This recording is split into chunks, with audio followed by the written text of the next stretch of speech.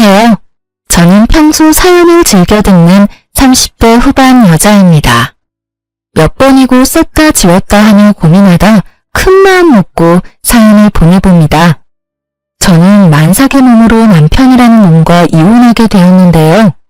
오죽했으면 제가 출산을 얼마 남기지 않고 이혼까지 결심하게 되었는지 들어봐 주실래요? 남편과 전 소개팅으로 처음 만나게 되었어요.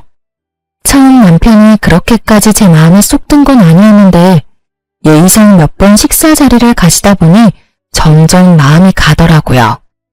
그렇게 시작된 연애가 1년이 되고 2년이 되고 3년이 되었어요. 자기야, 우리 이제 연애 그만할까? 뭐? 갑자기 그게 무슨 말이야? 헤어지자는 말이야? 아니, 이제 연애 그만하고 결혼하자고. 나 자기랑 이제 한 집에서 살고 싶어. 고민이 되더라고요. 남편을 사랑하는 건 맞지만 그때까진 결혼 생각이 크지 않았던 터라 이렇게 결혼해야 하는 것이 맞는 것일지 하는 생각이 들었어요. 저의 그런 고민을 눈치챈 남편은 앞으로 더 잘할 테니 자신을 믿어달라고 하더군요. 그 뒤론 남편은 저에게 정말 헌신적으로 잘해주었고 전 살면서 이렇게 저를 아껴주고 사랑해주는 남자가 또 있을까? 하는 생각이 들더라고요. 결국 전 남편의 프로포즈를 승낙했고 그렇게 저희는 결혼하게 되었어요. 결혼을 할 당시 저희는 부모님의 도움을 받지 않고 오로지 저희가 가진 돈으로 결혼했어요. 양쪽 집이 어렵다거나 그런 이유는 아니었어요. 많진 않았지만 그간 회사 생활을 하며 저희도 그간 모은 돈이 있었기에 굳이 손을 벌리고 싶지 않았기 때문이었어요. 시댁은 어머님 혼자 계셨는데 아버님은 일찍 돌아가시고 어머님이 혼자 남편과 남편보다 3살 어린 시누이를 키웠다고 하더라고요. 그 어려운 상황에서도 아들, 딸 모자람 없이 넉넉한 환경에서 키워주셨다는 말을 듣는데 어머님 참 대단하시다는 생각과 함께 존경심마저 들었어요. 저희 부모님도 저와 생각이 같으셨는데 결혼 반대는커녕 시댁에 잘하라는 말씀과 함께 저의 결혼을 응원해 주셨어요. 그렇게 결혼을 하게 된 저흰 여느 부부와 다름이 없는 평범한 부부였어요. 때론 다투기도 하고 다투고 나면 서로 자존심에 말도 하지 않기도 하고 그러다 또 언제 그랬냐는 듯이 풀려 함께 시간을 보냈죠. 남편과 저는 장난치는 걸 좋아해서 싸움의 끝은 꼭 가벼운 장난을 치며 화해하곤 했어요. 저희는 그렇게 평범하게 살아가고 있었어요. 적당한 시기에 임신도 했고요. 다만 유산기가 보인다며 제가 갑자기 휴직하게 된 것이 사건이라면 사건이 될 수도 있을 만큼 평범하고 평화로웠죠. 지금 생각해보니 그 짧은 순간이 결혼 생활 중 가장 행복한 순간이었네요. 존경스러운 어머님도 저와 장단이 잘 맞는 남편도 내면은 어떤 모습을 감추고 있는지 전혀 예상조차도 하지 못했으니까요. 그렇게 행복하던 어느 날 남편이 심각한 얼굴로 집으로 들어오더라고요. 대개 남편이 심각한 얼굴이면 돈 문제, 일 문제밖에 없더라는 이야기를 들었던 터라 전 의아했어요. 남편은 진급을 앞두고 있을 정도로 회사 일은 평탄했고 생활에 드는 돈도 마찬가지였었어요. 저의 휴직으로 인해 외벌이가 되긴 했지만 그것 때문에 남편이 부담을 느끼거나 그런 일은 없었어요. 월급과 비교를 한다면 적긴 하지만 이럴 때를 대비해 모아뒀던 돈이 있었던 터라 여유 있는 생활이 가능했기에 남편의 심각한 얼굴이 더욱 의아하더군요. 전 아무리 생각해도 다른 이유가 떠오르지 않았고 답답한 마음에 먼저 남편에게 물었어요. 여보, 무슨 일 있어? 표정이 너무 안 좋아. 그게 집에 일이 좀 생겼어. 정확히는 희정이가 사고를 쳤어. 아, 정말 미칠 것 같아. 아가씨가? 왜? 무슨 일인데? 주식을 하다가 일을 했다네. 그냥 주식에 투자해서 까먹은 거면 그나마 다행인데 신용까지 써서 했는데 그 종목이 완전히 하락했나봐. 그래서 강제 청산이란 걸 당했다고 하더라고. 그거 갚으려고 대출 내고 또 본전 생각나서 대출 내고 그렇게 해서 결국 다 잃었다나 봐. 빚만 남았다는데 그 금액이 꽤 크더라고. 남편의 표정이 어두웠던 이유는 다름 아닌 남편의 동생 신우이 때문이었어요. 그때 당시 주식에 대해선 전혀 알지 못하는 저도 주식시장이 좋지 않다는 것 정도는 알고 있었는데 하필 이럴 때 왜 주식을 한 것인지 저로서는 이해가 되지 않았어요. 거기다 신용까지 썼다니 탄식이 나오더군요. 인터넷에서 주식 신용 써서 깡통 찼다는 사람을 보며 혀끝을 차곤 했었는데 그런 사람이 먼 곳에 있는 것이 아니더라고요. 뭐? 주식? 그러면 요즘 아가씨가 한다는 공부가 주식 공부였던 거야? 아, 정말 미치겠다. 그래서 빚이 총 얼만데? 2억. 뭐? 2억? 2천만 원도 아니고 2억? 2억. 아, 진짜 어떻게 해야 할지 모르겠어. 이자도 한두 푼도 아니고. 그렇다고 해서 젊은이 신용불량자 만들어서 인생 망치게 할 수도 없고 말이야. 간도 크다 했어. 어떻게 그 큰 돈을 날릴 수가 있는지. 아. 남편은 연신 한숨만 내쉬었고 저도 고민이 깊어졌죠. 제가 알기론 어머님도 하시던 일을 다 접으시고 그간 모아두셨던 돈으로 생활하시던 터라 상황이 좋지 않은 것으로 알고 있었기에 해결 방안도 없다는 사실을 잘 알고 있었기 때문이에요. 그렇다고 저희에게도 그 큰 돈이 있을 리가 없었고 저희가 대출을 내서 아가씨의 대출을 막아주는 건 더 말도 안 되는 것이기에 정말 도저히 방법이 보이지 않더군요. 집안은 한숨만이 가득했고 누구도 섣불리 말을 꺼내지 못하고 있을 때였죠. 오늘 장인어른 생신이잖아. 일단 가자. 지금 출발해도 늦어. 아니야. 당신은 오늘 그냥 집에 있어. 나 혼자 다녀올게. 에이, 그런 게 어디 있어. 아무리 상인이 이래도 장인어른 생신인데. 가서 얼굴 뵙고 축하해드려야지. 얼른 가자. 저의 만류에도 남편은 기어코 저를 따라 나서더군요. 참 고마웠어요.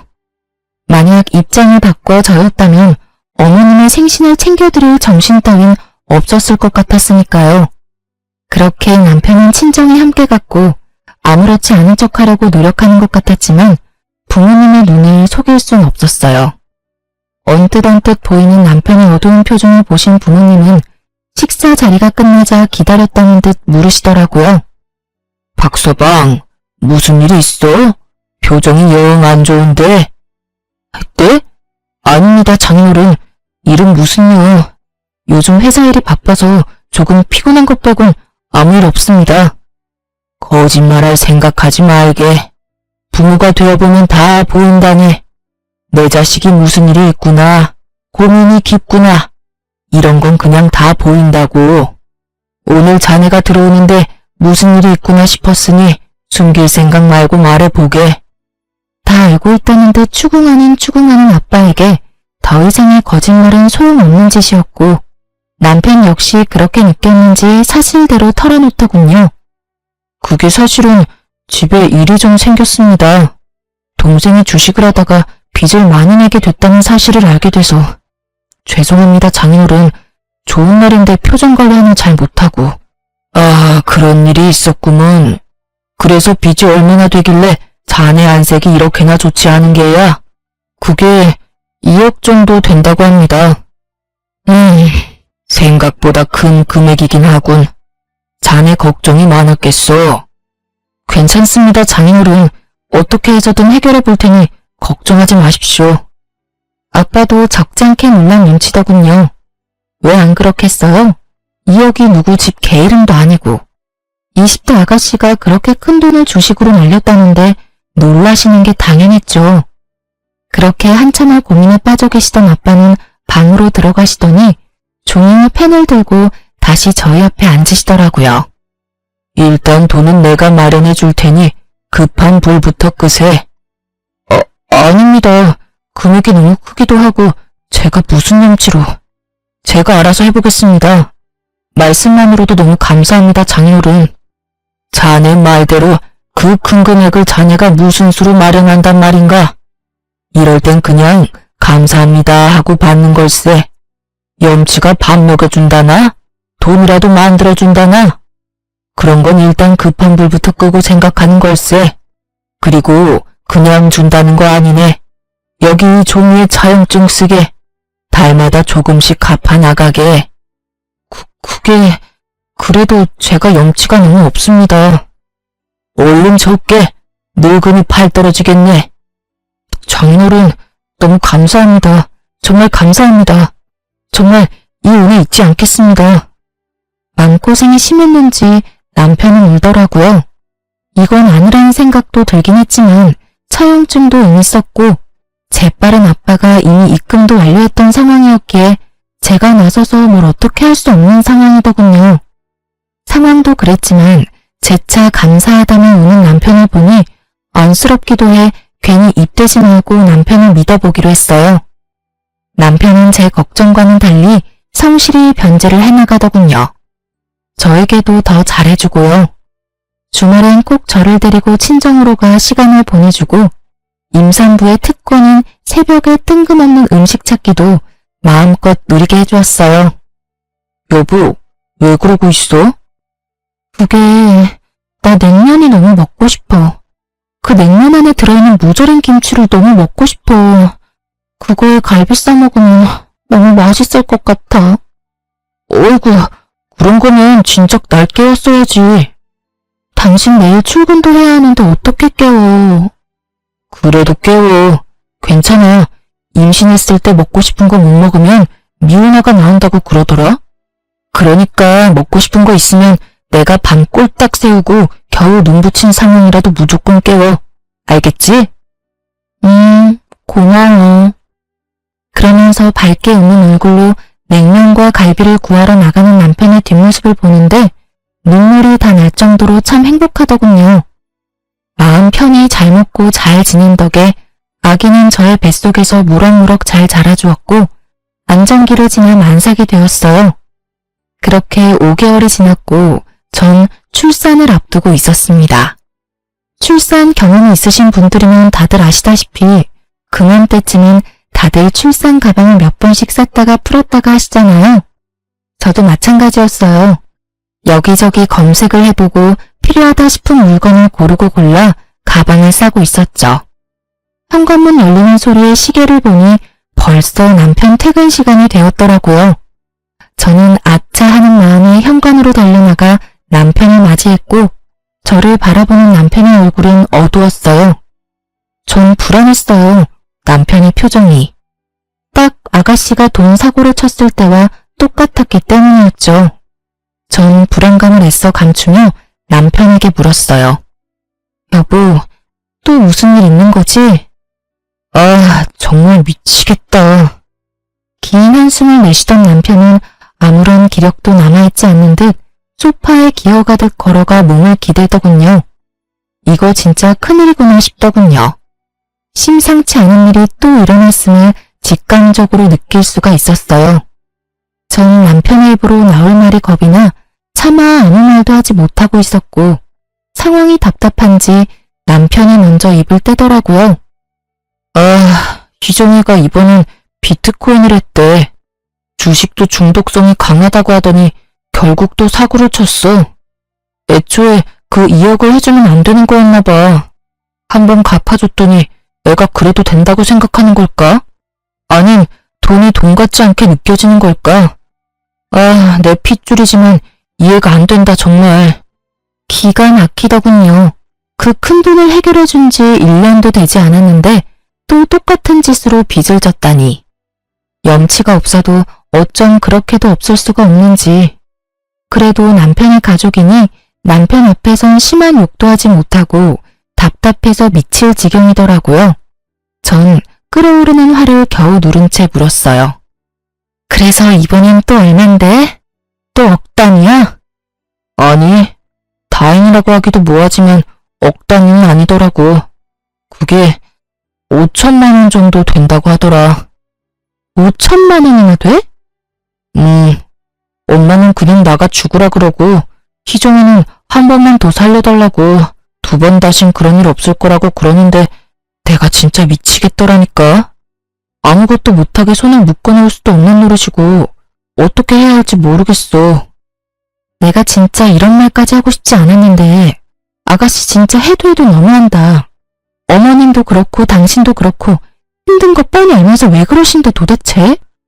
그러게, 그래서 말인데 나 한동안 장인어른한테 드리는 돈 못 드릴 것 같은데 어쩌지? 우리 아빠 돈은 왜? 설마 아니지? 당신 또 아가씨한테 돈 해줄 거 아니지?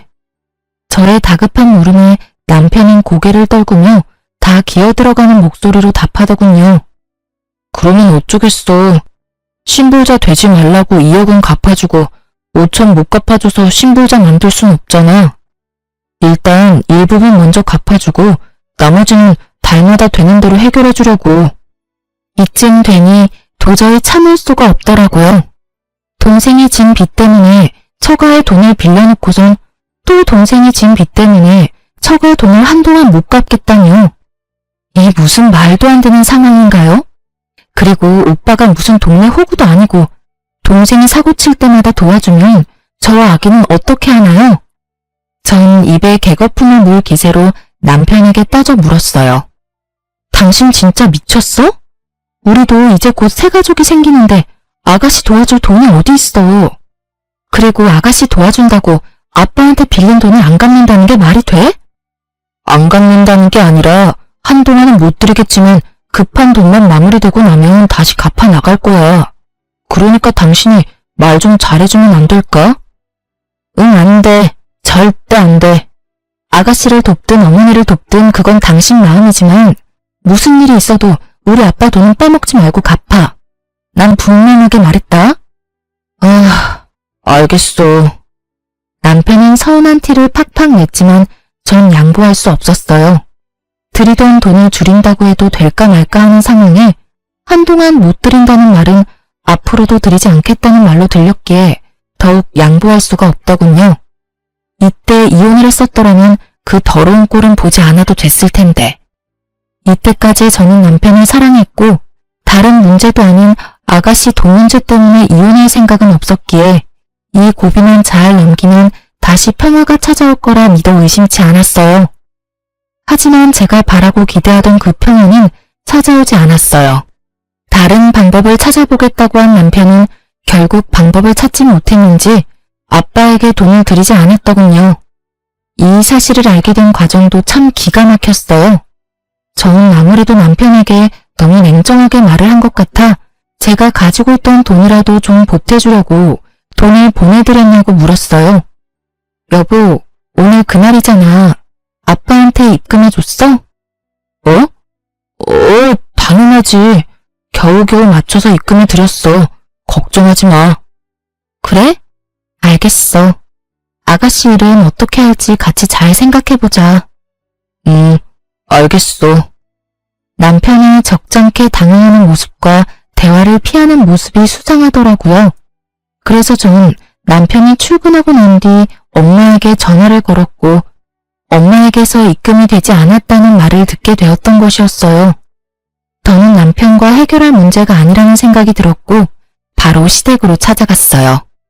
시댁은 주택이었는데 무슨 일인지 대문이 열려있길래 배를 누르지 않고 그냥 들어갔고 마당에서 현관으로 걸어가는데 현관도 열린 것인지 집안의 대화 소리가 들리더군요.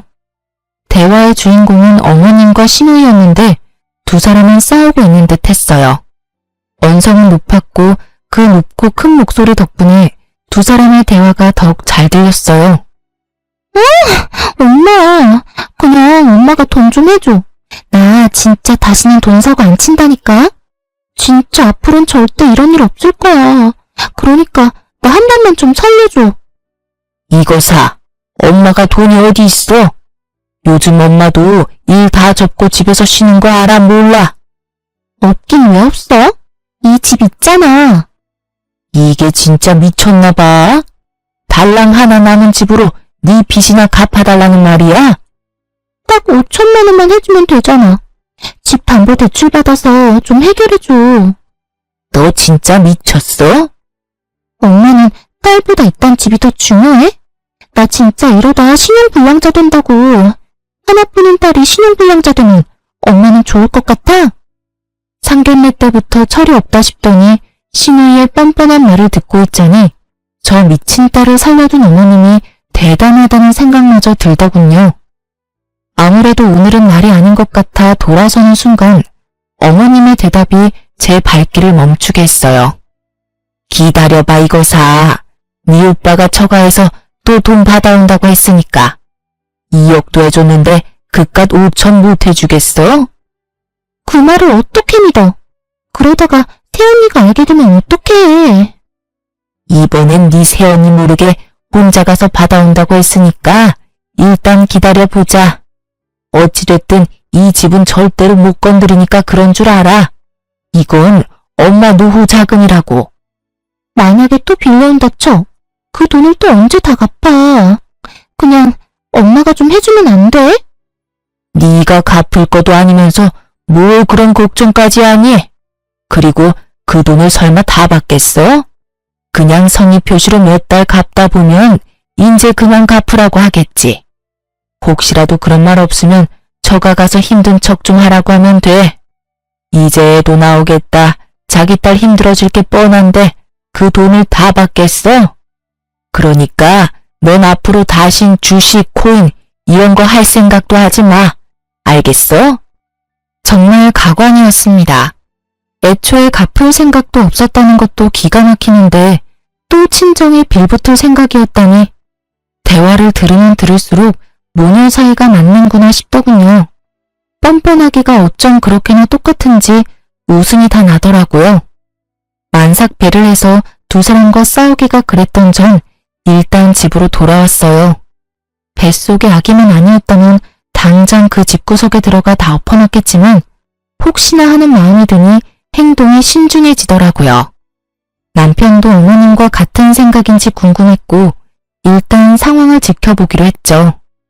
집으로 돌아온 저는 다시 생각에 빠져들었고 다시 생각해도 기가 막히더군요.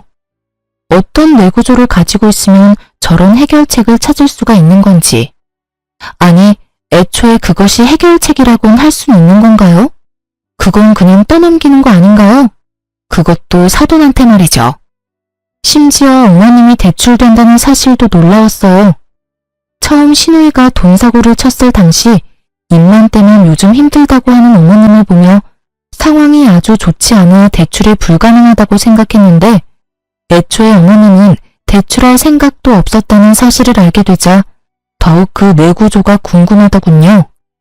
지금 일어나는 모든 상황 자체가 상식적이지 않았고 이 상식적이지 않은 상황을 정리해야만 하겠더라고요.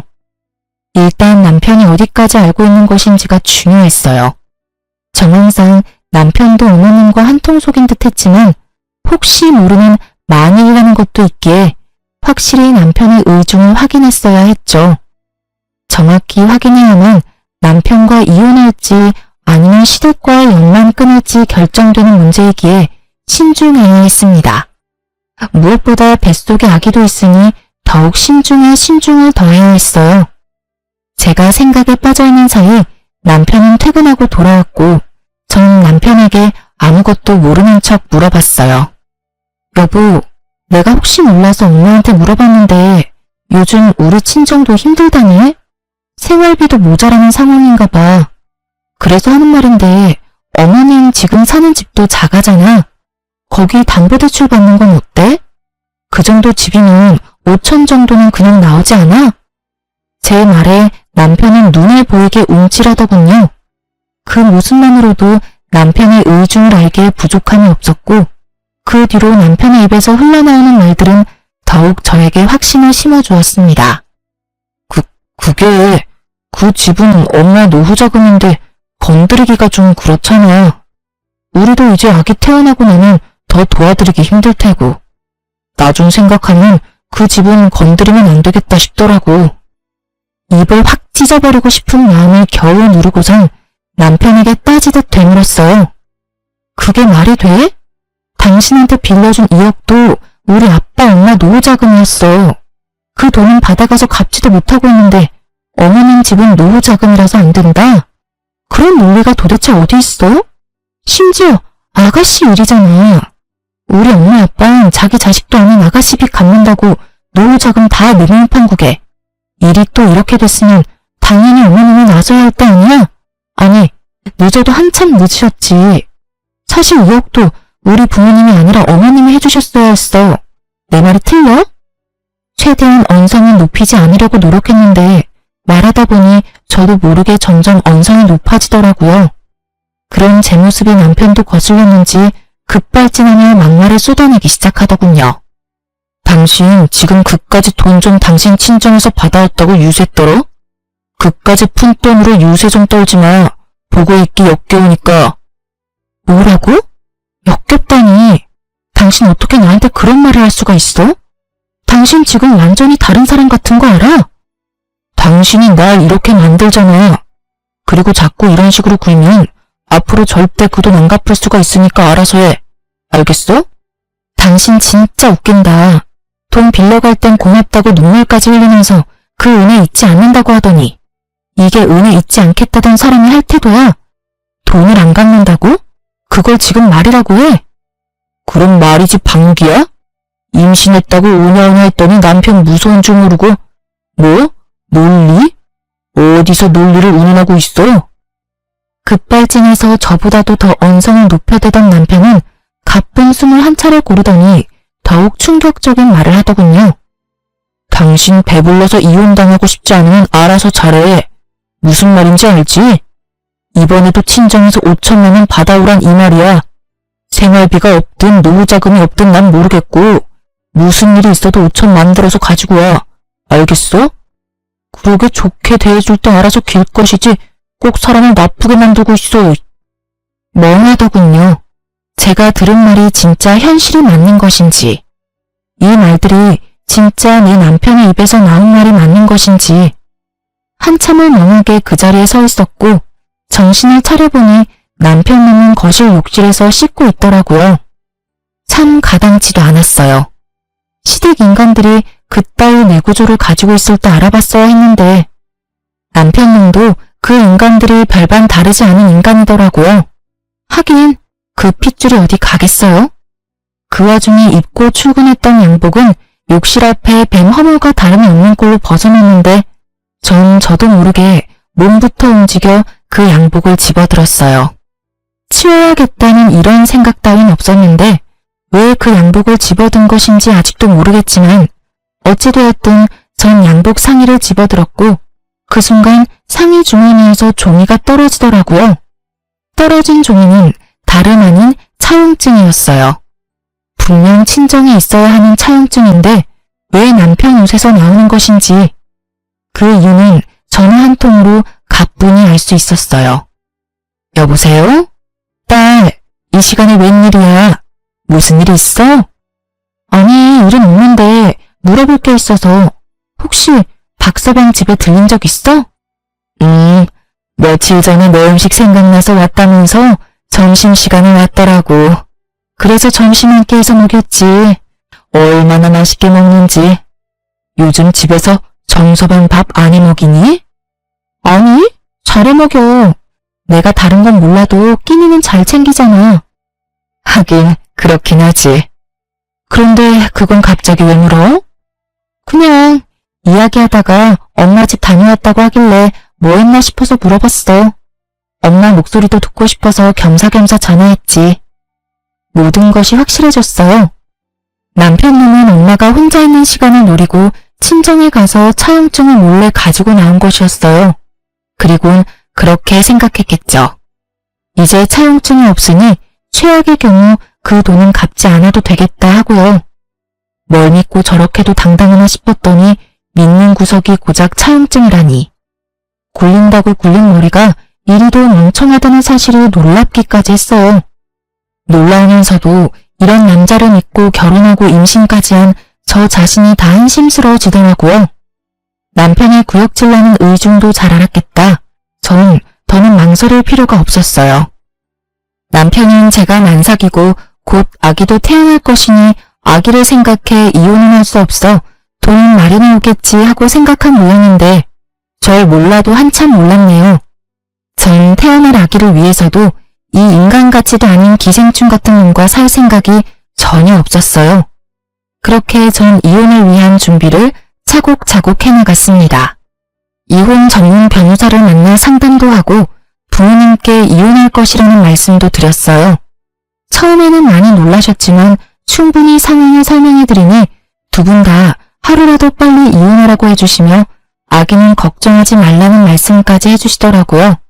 그렇게 모든 준비를 마친 전 남편 퇴근 시간에 맞춰 부모님께 집으로 와달라고 부탁을 드렸어요. 제가 모르는 남편의 또 다른 거친 모습이 있을 수도 있기에 혹시나 하는 마음으로 부탁을 드린 것이었죠. 부모님은 흔쾌히 집으로 오셨고 전 안방에서 조금만 계셔달라고 부탁을 드렸어요. 아빠가 화가 많이 난 상태였는데 제가 일단 조금만 기다려달라고 하니 애써 화를 누르셨어요. 그렇게 모든 준비는 끝났고 이제 남편 놈만 기다렸죠. 30분쯤 지났을까요? 아무것도 모르는 남편이 집으로 들어오더라고요. 신발을 벗고 거실에 들어서는 남편 앞을 맞고 차용증을 내밀며 물었어요. 이게 왜 당신 손에 있어? 또 무엇을 가지고 시비질이 나는 듯 잔뜩 찌푸린 남편의 표정은 순식간에 아연 실색이 되더군요. 당신이 이걸 어떻게 이리 내놓지 못해? 말까지 더듬으며 당황하던 남편은 저에게서 차용증을 뺏어가더니 제가 보는 앞에서 찢어버리더라고요. 그 모습이 얼마나 천박한지 그 순간 내가 이런 남자를 왜 사랑했나 싶었어요.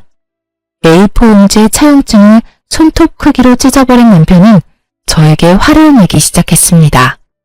그야말로 아무 말 대잔치를 하는 남편을 보는데 정말 뻔뻔하기가 그지없더라고요. 너 뒤졌어? 너 이거 범죄야. 너 이거 도둑질이라고 이 도둑년아. 지금 나보고 도둑년이라고 했어? 애초에 이게 네 손에 있는 것 자체가 이상한 일 아니야? 그래서 뭐 어쩌자고. 네가 뭘 알았든 니까짓게 할 수 있는 거라도 있어? 할 수 있는 거? 있지. 할 수 있는 게 한두 가지가 아닌데 그중 제일 급한 게 이거인 것 같네. 우리 이혼하자. 저의 이혼 통보에 남편은 가소롭다는 듯 저를 보며 비웃더라고요. 그런 남편을 보며 저 역시 비웃어 주었어요. 웃어? 지금 네가 웃을 때야? 잘 생각해, 이 멍청한 여자야. 네가 지금 네가 어떤 상황인지 잘 모르는 것 같은데 너 조금 있으면 출산해. 곧 내 자식을 낳아야 한다고. 그럼 어떻게 해야겠어? 어떻게 하긴 너 같은 놈이랑 이혼하고 혼자 순산하면 되지. 아니지. 지금 나랑 이혼하면 너만 손해야. 알겠어? 너 애 혼자 키울 자신 있어? 난 미리 말하는데 우리 이혼하면 애 키울 생각 없어. 그러니까 꼴에 자존심 부린다고 후회할 짓 하지 말고 내가 저번에 말했듯이 친정 가서 돈이나 받아와. 깔끔하게 5천만 원만 받아오면 내가 다 용서하고 너랑 다시 살아줄게. 물론 애한테 잘할 거야. 아무렴 내 핏줄인데 잘해야지. 남편의 말을 듣고 있는데 이놈의 따귀를 때려줘야 하나 머리채를 잡아야 하나 정말 오만 생각이 다 들더군요. 뱃속에 아기도 잊은 채 저놈을 어떻게 뜯어내야 제 분이 풀릴까 하는 고민에 빠진 그때 제가 준비한 무대에 또 다른 주인공이 집으로 들어오더라고요. 그건 바로 어머님이었어요. 사연에 나오는 대부분의 신호가 그러하듯 어머님 역시 벨 따윈 누르지 않고 당당히 비밀번호를 누르고 들어오시더군요. 남들이 봤다면 어머님 집이라는 착각이 들 정도의 당당함에 참 어이가 없더라고요. 넌 임신한 게 유세구나. 이 시간에 어른을 오라가라. 말 한마디로 움직이게나 하고 말이다. 그래, 네 말대로 네 남편 퇴근 시간 맞춰서 내가 왔다. 무슨 할 말씩이나 있어서 이 시간에 오라고 한 게야? 어머님은 어른인 자신을 저희 집으로 오라고 한 것에 불만이 큰 듯 저를 매섭게 쏘아보며 말하더군요. 전 그런 어머님의 눈을 피하지 않고 대답해드렸어요. 저 이 사람이랑 이혼하려고요. 이혼? 너 어디 아프니? 갑자기 무슨 이혼이란단 말이야. 내가 아는 그 이혼 맞니? 네, 그 이혼 맞아요. 사실 제가 며칠 전에 어머님 댁에 갔다가 들어선 안 될 이야기를 좀 들었거든요. 너 이제 하다 몰래 남의 대화도 엿듣니? 정말 수준하고는. 그래, 말 나왔으니 드러나 보자. 무슨 이야기를 들었길래 이 밤중에 사람을 오라가라 했는지 말이나 해보려무나. 아, 그게요. 어머님이랑 아가씨가 나누는 대화였는데 제가 수준 낮게 굳이 엿듣지 않아도 어찌나 크게도 이야기하시는지 마당에서도 다 들리던데요. 그 동무서인 줄 모르는 아가씨는 어머님께 집 담보대출을 해서라도 돈 내놓으라고 난리였고, 어머님은 집은 절대 못 건드린다며 저희 친정에서 네 오빠가 돈 받아올 테니 기다리라고 하시더라고요. 제가 그 이야기를 듣는데 기가 막혀서 한참을 웃었지 뭐예요. 제가 여기 이 자리에서 분명하게 정리해드릴 테니 잘 들으세요. 너도 잘 듣고. 전 절대 저희 친정에서 5천만 원은커녕 10원도 더 받아올 생각도 없을 뿐더러 앞전에 빌려드린 2억도 이런 한 푼 빼지 않고 다 받아낼 거예요. 아, 그리고 위자료까지 두둑하게 받아내고 이혼할 예정이니 미리 돈이나 준비해 두세요. 어머님 집 담보대출 지금 받으시면 되시겠네요. 제 말에 어머님은 목덜미를 잡고 어버버하고 있었고 악에 바친 남편님이 노발대발 화를 내며 소리를 지르더군요. 2억? 차용증도 없는 마당에 네가 무슨 수로 돈을 받아내겠다는 거야? 증거 있어? 내가 2억 빌렸다는 증거 있냐고. 이쯤 되니 정말 이 인간들은 제정신이 아닌 것 같더라고요. 그냥 염치가 없는 정도를 넘어 정신과 치료가 필요해 보이는 수준이었어요. 돈과 엮이면 전혀 다른 사람이 되는 사람들이 있다더니 제 가까운 곳에 그것도 지금까지는 가족인 사람이 그런 사람이었다니 참 놀랍기도 하고 무섭기도 하더라고요. 거의 이성이 마비된 듯한 남편의 모습에 제가 흠칫하는 사이 모든 대화를 듣고 있던 아빠가 위험을 감지하셨는지 안방문을 거칠게 열고 나오셨어요. 아빠는 그 어느 때보다 화가 나 계셨고 아빠를 발견한 남편은 사색이 되어버리더군요. 그랬겠죠.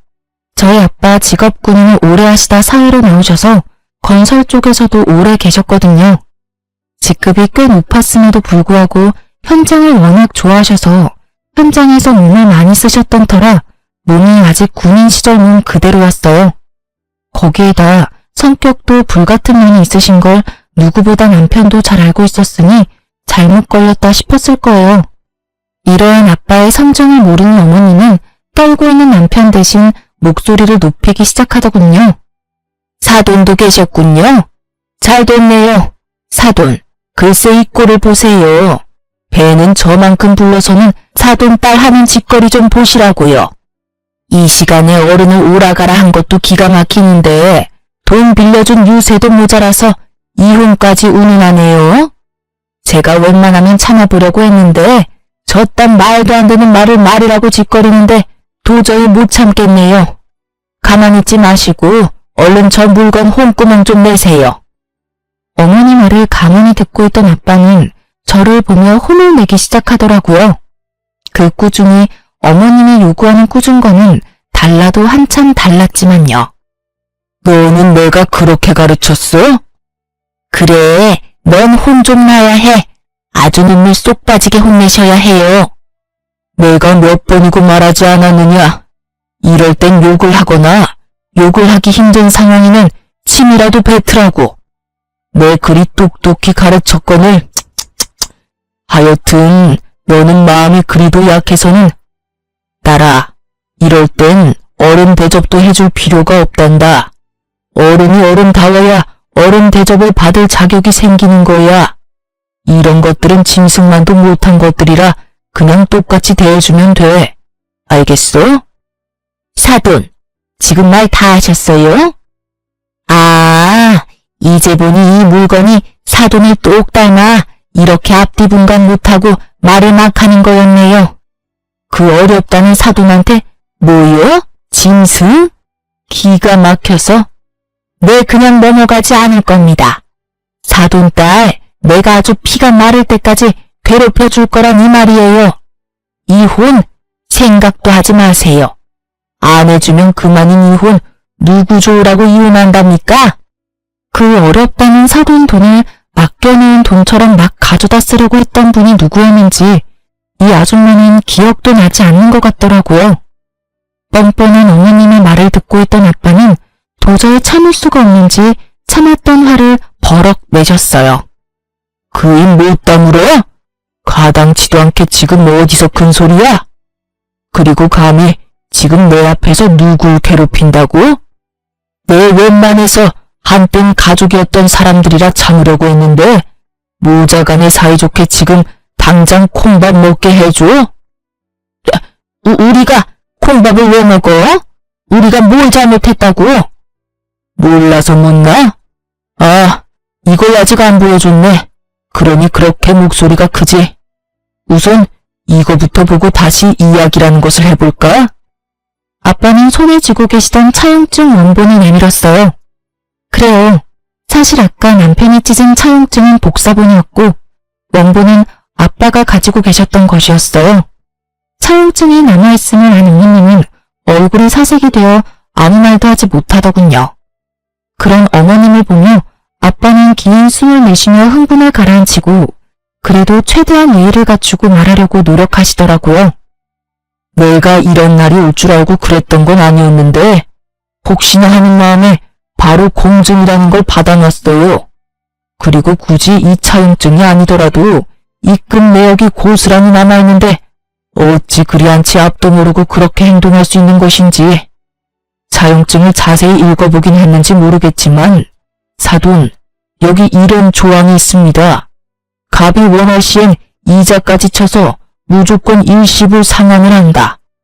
전 일시불 상환을 원하고 기한은 넉넉하게 일주일 드리죠. 들어보니 집 담보대출 가능하다고 하던데 서류만 잘 갖추면 하루만 해도 대출은 가능하니 제법 여유로우실 겁니다. 아빠의 단호한 태도에 남편과 어머님은 그제서야 무릎까지 꿇고 싹싹 빌기 시작하더군요. 닭똥 같은 눈물까지 흘리면서요. 아이고, 사돈, 이러는 법이 어디 있습니까? 갑자기 그 큰 돈을 어디서 구한다는 말입니까? 네, 장인어른, 그렇게 큰 돈 저희 집에선 나올 구멍이 없습니다. 제가 오죽하면 처가에 손을 벌렸겠습니까? 제발 한 번만 용서해 주십시오. 담보대출 받으라고 방금 말하지 않았나? 네, 알아보니 그 집 담보로 대출 받으면 돈 갚고도 충분히 남아서 이자료 줄 돈도 되더군. 그러니 무조건 일주일 내로 갚아. 사돈, 그 집은 제 하나 남은 재산입니다. 제 노후 자금이라고요. 그 집까지 손대면 제 노후는 어떻게 한답니까? 그러지 말고 한 번만 더 도와주세요. 이제부턴 다달이 빠지지 않고 이 녀석이 갚아나갈 겁니다. 뭐, 잘 갚을 수 있지? 맞습니다, 장인어른. 제가 돈이 급해서 정신이 잠시 나갔었나 봅니다. 이미 베풀어주신 은혜가 큰데 그걸 잊고 이딴 짓이나 하다니. 저 정말 많이 반성하고 있습니다. 딱 한 번만 더 기회를 주시면 안 되겠습니까? 전 마음이 풀리지 않으신다면 손주 생각해서 한 번만 더 기회를 주십시오. 듣고 있기도 힘들었던 저는 이때껏 이 모든 상황을 녹음하고 있던 휴대전화를 보여주며 말했어요. 지금 와서 이래봤자 아무 소용이 없어. 지금까지 모든 상황 녹음 다 해놨거든? 이 녹음 파일도 변호사분 드릴 거니까 그런 줄 알고 미리미리 위자료 준비해놔. 여보, 제발 이러지 마. 당신마저 이러면 난 어떻게 해. 뱃속의 아기 생각해서라도 한 번만 다시 생각해봐. 응? 내가 앞으로 정말 잘할게. 이런 일 있기 전까진 우리 정말 좋았잖아. 당신이 원하면 나 우리 집에 다신 상관 안 하고 남남처럼 살 수도 있어. 그러니까 한 번만 다시 생각해봐. 몇 번을 다시 생각해봐도 내 결심은 바뀌지 않으니까 그런 줄 알고 위자료 준비해놔. 애 걱정하지 말고. 그렇게 말한 전 부모님과 함께 친정으로 갔고 친정에서 이혼을 진행하게 되었어요. 부모님께는 그런 모습을 보여 죄송했지만 혼자였다면 꽤 많이 힘들었을 이혼 소송이 부모님 울타리 안에 있으니 그래도 견딜만 하더라고요. 남편은 끝까지 구질구질하게 시간을 끌었고 저의 비싼 변호사님 덕분에 생각했던 것보단 빨리 승소하게 되었어요. 그렇게 전 이혼을 하게 되었고 위자료도 생각했던 것보다 많이 받았어요. 물론 부모님의 피 같은 돈도 이자까지 쳐서 다 돌려받았고요. 제 위자료와 부모님의 돈은 결국 전 시모의 집을 처분해 주더라고요. 왜 굳이 처분을 했을까 하고 궁금했는데 동네 분들께 전해 들은 말론 그 사이 전 시누이가 또 사고를 쳤다고 하더군요. 대출로는 충당이 안 되는 금액이라 집을 처분했어야만 했고 전셋집은커녕 월세집으로 이사를 했다고 했어요. 그 말을 듣는데 월세집까지 털어먹어야 그 손가락이 멈추려나 하는 생각이 들더군요. 그것이 마지막으로 그 인간들의 소식은 들을 수가 없었어요. 굳이 듣고 싶지도 않았고요. 이혼하고 난 뒤 2주일 정도 지났을 때 전 출산을 했어요. 정말 하늘이 노랗게 변한다고 하더니 전 노랗다 못해 하늘 볼 정신도 없더라고요. 아, 정말 이러다 큰일 나겠구나 하는 순간 아기가 세상 밖으로 나왔고 전 딸아이를 품에 안게 되었습니다. 그때 처음 든 생각이 다른 것도 아닌 엄마도 이렇게 힘들었을까? 였어요. 말로만 듣던 출산을 직접 하고 나니 정말 엄마가 대단하다는 생각밖에 들진 않더군요. 그렇게 제가 철이 들게 만들어준 딸은 4.5kg로 아주 건강한 딸이었고 자연분만이란 저 자신을 뿌듯하게까지 느끼게 해주는 우량아였어요. 출산을 무사히 마친 전 친정에서 부모님과 함께 지내며 육아를 하고 있어요. 그 건강하던 딸은 어느새 3살이 되었고 젖살이 빠진 지금도 여전히 우량하답니다. 제 새끼라서 그런 것이 아니라 얼마나 귀여운지 동네 어르신들의 사랑을 한몸에 받으며 자라고 있어요. 전 요즘 복직을 준비하고 있습니다. 딸이 조금 크기도 했고 언제까지나 부모님께 신세를 지고 있을 순 없는 노릇이니까요. 새로운 직장을 찾아보던 중 전에 일하던 회사에서 복직하는 것이 어떻겠냐는 제안을 해주셨고 전 감사한 마음으로 받아들였죠. 오랜만에 하는 출근, 설레기도 하고 걱정도 되지만 오랫동안 자리를 비웠음에도 불구하고 두 팔 벌려 환영해준 회사를 위해 이 한 몸 바쳐보려고요. 사실 자신있게 이혼을 하긴 했지만 걱정이 없었던 것도 아니었어요. 출산도 앞둔 것도 걱정이었지만 혼자 아기를 키운다는 것이 쉬운 문제는 아니었으니까요. 하지만 저의 가장 큰 걱정이었던 딸아이는 다행스럽게도 아직까진 밝고 사랑스럽게 자라주고 있어요. 그런 딸아이를 보며 괜한 걱정이었다는 생각도 드는 요즘이에요. 물론 저렇게 사랑스러운 아이가 조금 더 자라서 사춘기가 된다면 상황이 또 어떻게 달라질진 모르겠지만요. 하지만 전 자신이 있어요. 그 힘든 이혼도 해냈는데 그까짓 거 잘 헤쳐나갈 자신 있습니다.